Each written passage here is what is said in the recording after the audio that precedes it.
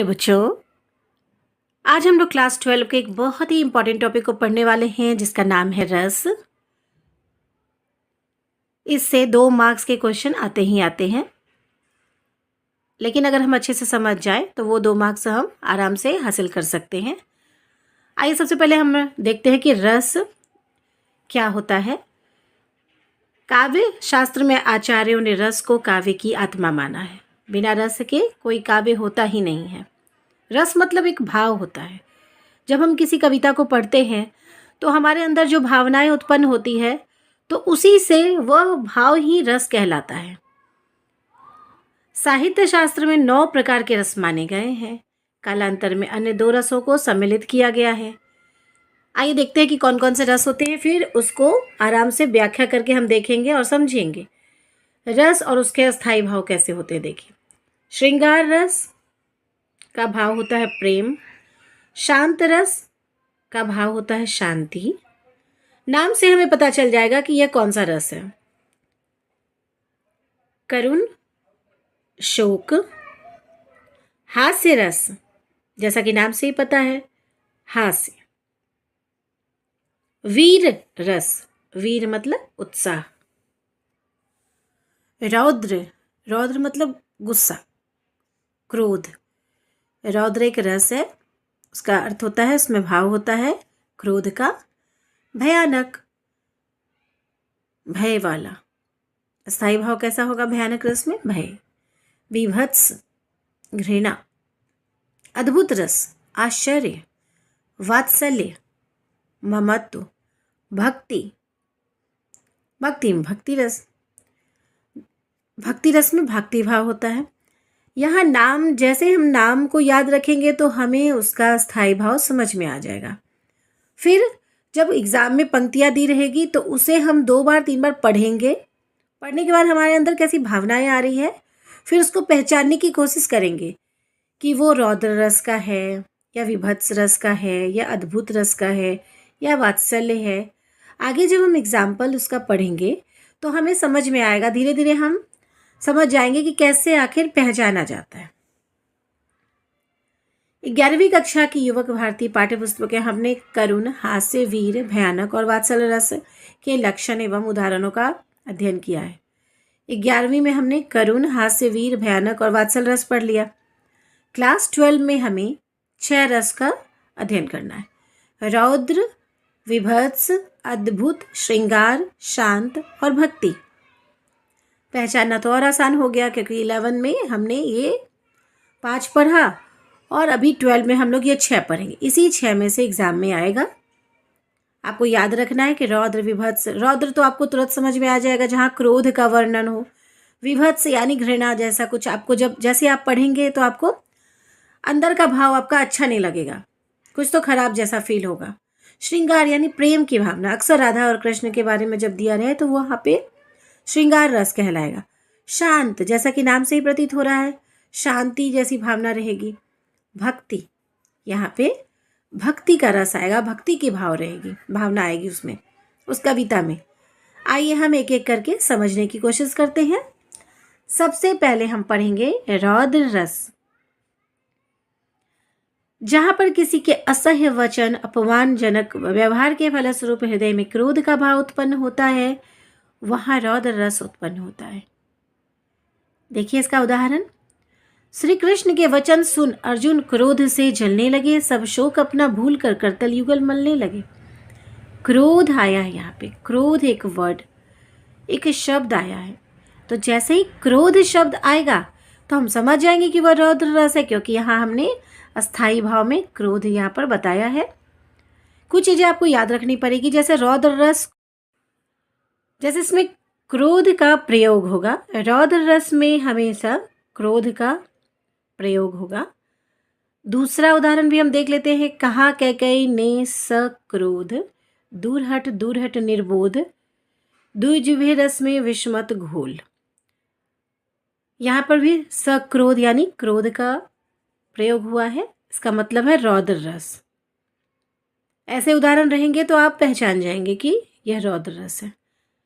6 रस आपको आने वाला है क्लास 12 में एग्जाम में। रौद्र, विभत्स, अद्भुत, श्रृंगार, शांत, भक्ति। ये आपको हमेशा अपने दिमाग में रखना है कि ये 6 रस में से हमें पहचानना है। तो इस तरह का जैसे रहा तो आप तुरंत पहचान जाएंगे। आपको साइड में लिखना है रौद्र रस। अब आगे हम पढ़ते हैं विभत्स रस।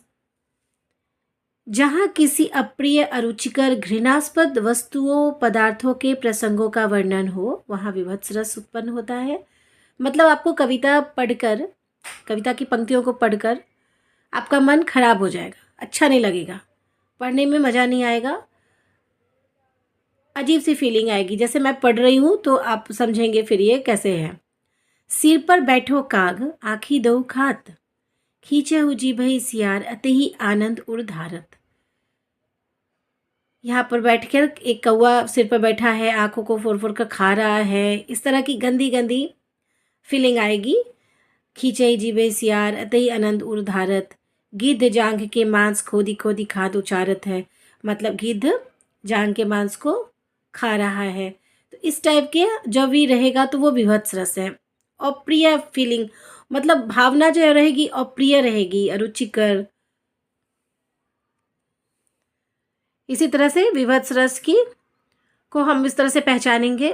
पहले 2 बार 3 बार पढ़ेंगे। जो लाइन रहेगा 2 नंबर का रहेगा, ये 2 मार्क्स के रहेंगे। तो जो कविताएं 4 कविताएं रहेगी, छोटी छोटी, तो 4 पंक्तियाँ रहेगी।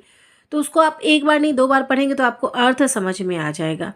और जैसे ही हम अर्थ को समझेंगे तो फिर हमको समझ में आ जाएगा कि इसके अंदर कौन सी भावना है।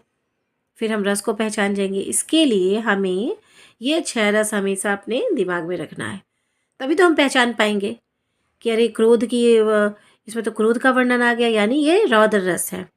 और इसमें थोड़ा अप्रिय फीलिंग आ रही है, अप्रिय जैसा लग रहा है, कुछ घृणा जैसी फीलिंग आ रही है, अच्छा नहीं लग रहा है, तो ये विभत्स रस है। अब आगे हम देखते हैं अद्भुत रस। ये बहुत इंपॉर्टेंट है। अद्भुत रस, जहाँ किसी के अलौकिक क्रियाकलाप, अद्भुत, आश्चर्यजनक वस्तुओं को देखकर हृदय में विस्मय अथवा आश्चर्य का भाव जागृत होता है, वहाँ अद्भुत रस की व्यंजना होती है। अर्थात मतलब कुछ तो स्ट्रेंज जैसी फीलिंग आएगी। कविता में कुछ आश्चर्यजनक घटनाओं का वर्णन रहेगा। फिर से मैं वही कहूँगी कि आप 2 बार 3 बार लाइन को पढ़ेंगे तो आपको खुद समझ में आ जाएगा। आइए हम लोग उदाहरण देखकर समझते हैं। एक अचंभा देखा रे भाई, टाढ़ा सिंह चरावे गाई, पहले पूत पाछे माई, चेला के गुरु लागे भाई। अभी इसको पहचानना तो बहुत आसान है क्योंकि अचंभा वर्ड दे दिया। ये शब्द जैसे आया इसका मतलब ही होता है अद्भुत, आश्चर्यजनक चीजें। एक अचंभा देखा रे भाई, तो ये तो पहचान जाएंगे आराम से कि ये अद्भुत रस है। आइए हम दूसरा उदाहरण देखते हैं जिसको हम पहचानने में थोड़ी सी परेशानी होती है। बिनु पग चले सुने बिनु काना, कर बिनु कर्म करे विधि नाना, आनंद रहित सकल रस भोगी, बिनु वाणी वक्तावर जोगी। अभी इसको देखकर हमें, इसको पढ़ने के बाद हमें ऐसी फीलिंग आई कहीं भक्ति रस तो नहीं है, क्योंकि भक्ति रस और अद्भुत रस कभी कभी ऐसा लगता है कहीं भक्ति रस तो नहीं। लेकिन नहीं, फिर से ध्यान से पढ़ेंगे। बिनु पग चले यानी बिना, बिनु मतलब बिना, पग मतलब पैर, चले बिना पैर के चल रहा है। सुने बिनु काना मतलब बिना कान के सुन भी रहा है। तो ऐसा कब होता है? ये तो बड़ी आश्चर्यजनक बात हो गई कि बिना पैर के चलेगा, बिना कान के सुनेगा। तो फिर जैसे ही आश्चर्यजनक बात होती है तो फिर वहाँ कौन सा रस आ जाता है? अद्भुत रस। तो 2 बार 3 बार पंक्तियों को पढ़ेंगे और समझेंगे तो हमें समझ में आ जाएगा कि कौन सा रस है ये। तो अद्भुत रस को हम समझ गए कि आश्चर्यजनक बातें जहाँ रहेंगी तो वो हो जाएगा अद्भुत रस। अब हम पढ़ते हैं श्रृंगार रस, जहाँ प्रेम की भावना आएगी। प्रेम की भावना आती है यानी कि कृष्ण और राधा का वर्णन तो रहेगा ही रहेगा, या फिर कुछ पंक्तियाँ ऐसी दी रहेगी जिसमें प्रेम झलकेगा। तो प्रेम जैसे ही झलकेगा तो फिर वो हो जाएगा श्रृंगार रस। जहाँ नायक और नायिका अथवा स्त्री और पुरुष की प्रेमपूर्ण चेष्टाओं, क्रियाकलापों का श्रृंगारिक वर्णन हो, वहाँ श्रृंगार रस की व्यंजना होती है। आइए सबसे पहले हम इसके उदाहरण को देखते हैं, फिर समझने की कोशिश करते हैं। पहला उदाहरण है, राम के रूप निहारती जानकी कंकन के नग की परछाई, याते सब सुधी भूली गई, कर टेकी रही पल टारत नाई। यहाँ पर जानकी मतलब सीता राम के रूप को देखकर मोहित हो गई है, उसके रूप को निहार रही है। तो यहाँ पर प्रेम की भावना आ रही है।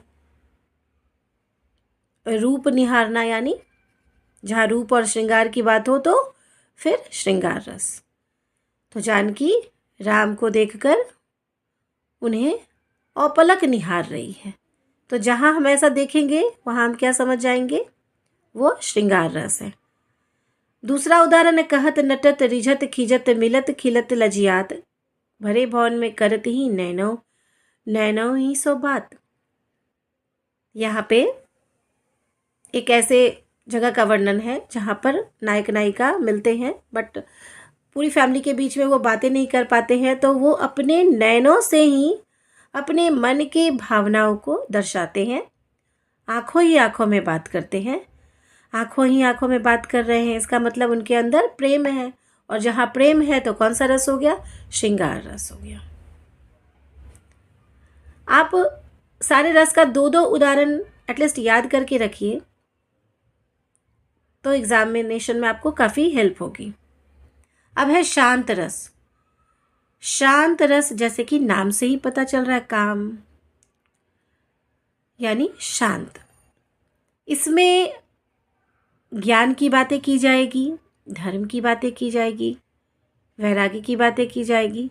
कभी कभी हमें लगेगा कहीं भक्ति रस तो नहीं है, लेकिन वो भक्ति रस नहीं होकर वो कौन सा रस होगा, शांत रस। भक्ति रस और शांत रस में अंतर ये है कि भक्ति रस में सिर्फ और सिर्फ भगवान का वर्णन रहता है, और शांत रस में हमें कुछ ना कुछ शिक्षा दी जाती है या फिर ज्ञान प्राप्त होता है। उदाहरण के जरिए आइए हम देखते हैं, माला फेरत जग जुग भया, गया न मन का फेर, कर का मन का डारी के मन का फेर।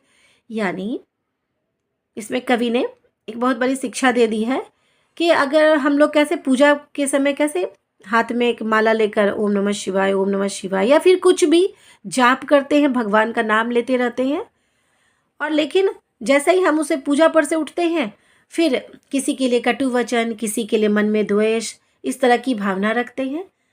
तो कवि ने ऐसी भावनाओं को परे रहकर कहा है, सबको, इंसान को कहा है कि वो जो माला आप बैठकर पूजा में जप रहे हैं, इससे बढ़िया है आप अपने मन को फेरिए। मतलब आपका जो मन द्वेष वाला मन है उसको द्वेष रहित बनाइए, तो ज़्यादा भगवान खुश होंगे। भगवान इसलिए नहीं खुश होते हैं कि आप बैठकर पूजा कर रहे हैं, जाप कर रहे हैं। भगवान आपके हृदय को देखते हैं कि आपका हृदय कितना सच्चा है। एक सच्चे हृदय को भगवान पसंद करते हैं। तो यहाँ कवि ने बहुत बड़ी बात कही है, इससे शिक्षा मिली है। तो जैसे ही किसी लाइन को पढ़ने के बाद ऐसा लगे कि इससे हमें कुछ ज्ञान की प्राप्ति हुई है, तो क्या है, कौन सा रस वो कहलाएगा, शांत रस कहलाएगा। शांत रस की यही पहचान है कि हमें हमेशा ज्ञान की प्राप्ति होती, ज्ञान के मोती मिलते हैं इसमें। नीति का पाठ पढ़ाया जाता है। दूसरा उदाहरण देखते हैं, माटी कहे कुम्हार से तू क्या रौंदे मोए, एक दिन ऐसा आएगा मैं रौंदू कि तोए। कुम्हार से माटी कह रही है, तुम जिस तरह से मुझे रौंद रहे हो। कुम्हार क्या करता है, मिट्टी के बर्तन बनाता है, पहले उसे खूब चिकना बनाता है। तो मिट्टी कह रही है कुम्हार से, एक दिन ऐसा आएगा मैं भी तुमको रौंद दूंगी। सबका समय आता है। तो यहाँ भी एक शिक्षा दिया जा रहा है, कवि ने एक शिक्षा दे दी है कि हर व्यक्ति का समय आता है। आज कोई ऊंचाई पर है तो कोई जो नीचे है वो ऊंचाई पर जाएगा। अमीरी गरीबी यह सब चलता ही रहता है। तो ये दोनों से हमें देखा कि शिक्षा मिल रही है, शिक्षा मिल रही है, यानी कि वो कौन सा रस है, शांत रस है। और एक आ गया भक्ति रस। भक्ति रस यानी जैसे कि नाम से ही प्रतीत हो रहा है, भक्ति यानी भगवान के प्रति हमारी आस्था, हमारा प्यार, हमारा स्नेह। जहाँ ईश्वर अपने इष्ट देवता के प्रति, ईश्वर अथवा अपने इष्ट देवता के प्रति श्रद्धा, अलौकिकता, स्नेह, विनयशीलता का भाव हृदय में उत्पन्न होता है, वहाँ भक्ति रस की व्यंजना होती है।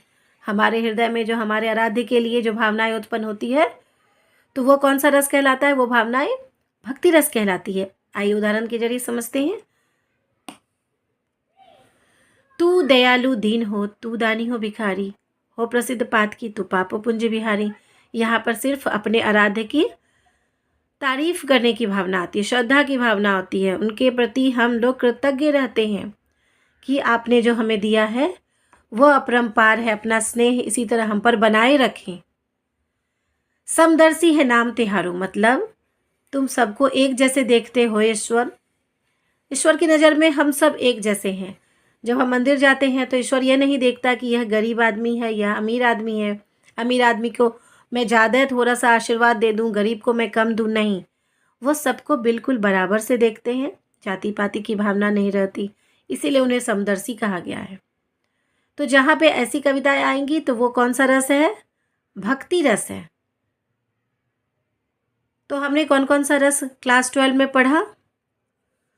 हमें ये 6 रस याद रखना है हमें। ये रौद्र विभत्स अद्भुत श्रृंगार शांत भक्ति रस, इसी में से क्लास 12 में क्वेश्चन आएगा और उसे हमें सॉल्व करना है।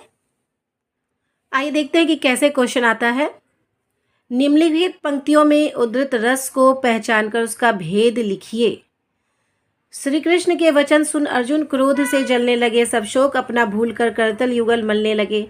जैसा कि हमने पढ़ा, क्रोध का वर्णन हुआ है, क्रोध शब्द का प्रयोग हुआ है तो रौद्र रस हो गया। माटी कहे कुम्हार से तू क्या रौंदे मुँहे, एक दिन ऐसा आएगा मैं रौंदूंगी तोहे। तो हमने क्या कहा था? शांत रस रहेगा, तो शांत रस में हमें ज्ञान की प्राप्ति होती है। तो वह कौन सा रस होता है? शांत रस। बिनु पग चले सुने बिनु काना, कर बिनु कर्म करे विधि नाना। यानी अभी हमने पढ़ा, अरे बिना पैर के चल रहा है, बिना कान के सुन रहा है, यानी कुछ तो स्ट्रेंज बात हो गई, यानी अद्भुत रस।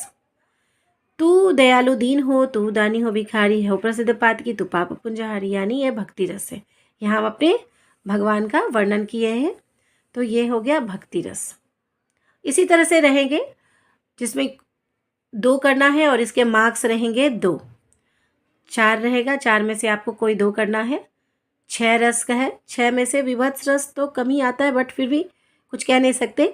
6 रस आपको अच्छे से पढ़ लेना है, पहचानना बहुत आसान है। रौद्र रस मतलब क्रोध, शांत रस मतलब ज्ञान, अद्भुत रस मतलब कुछ तो स्ट्रेंज बातें, भक्ति रस मतलब जहाँ पे भगवान की भक्ति का वर्णन हो, श्रृंगार रस मतलब प्रेम, और विभत्स रस मतलब घृणा। यही 6 रस है जिसे क्लास 12 में आपको पढ़ना है और अच्छे मार्क्स लाने हैं।